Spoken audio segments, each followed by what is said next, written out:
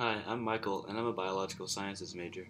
And my name is Sarah Basharka, and I'm also studying the biological sciences. Today, we will be analyzing the properties of Atanarhuat, the fast runner, and whale rider, and how they relate to visual sovereignty. Visual sovereignty is the ability to create images of the way that people see themselves.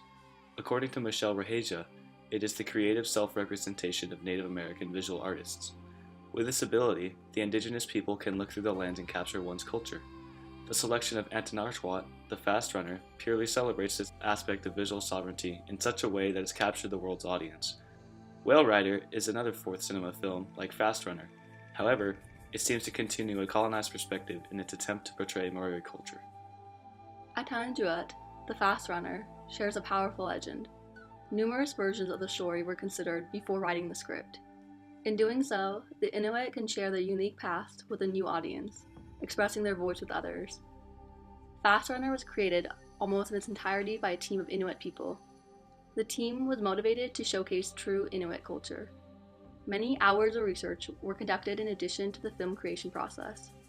Inuit elders were even brought on to assist with this endeavor to make sure the film was as ethnographically accurate as possible. The creators of the film have shown extreme attention to detail, from the language to the clothing. The directors sought to create a film that speaks on behalf of the Inuit people. To embrace the culture, the film is completely in the language of the Canadian Inuit, Inuktitut. The epic film keeps the language alive and shares it with the rest of the world. Also, the entire cast of the film is Inuit to portray an accurate description. When the images are captured, the filmmakers can look through the lens and view their own people, those that they love most dearly. It is incredibly important to image oneself, to reflect and transmit information to others. The Inuit possess a vast array of knowledge that has allowed them to survive the harsh northern conditions. Despite the conditions the Inuit face, the community still create a world filled with love, laughter, and family. The film depicts the landscapes that surround the Inuit as all-encompassing. The viewer is almost lost in the tundra landscape. The shots of the scenery are quite abundant throughout the film and serve to speak volumes to the difficulties the Inuit face. Yet the people are one with this land, using it to their benefit. The film presents the Inuit lifestyle free from Western stereotype. The Inuit make use of their resources in inventive ways, as opposed to the simple perspective that is often disregarded. The use of the igloo and the dog sled, while straightforward and basic, serve a multitude of purposes that help the Inuit survive in Arctic conditions. The ingenuity of these people is underestimated. However, the film offers a unique perspective into this intriguing society and way of life. This perspective is shared broadly. Asuma, the production company, approaches distribution with giving hands. The film was made accessible to the viewers seeking to educate themselves on a beautiful culture that has so much to offer.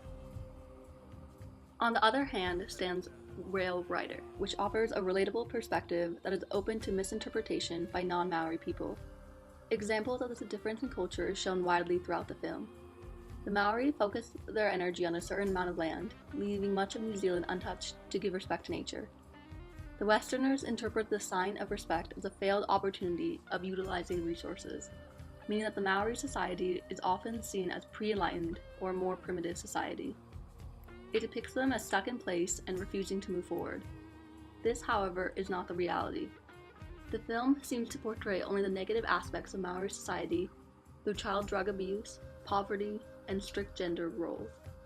It fails to capture the rest of the rich culture the Maori have to offer and leads Westerners to believe that Maori culture consists only of this.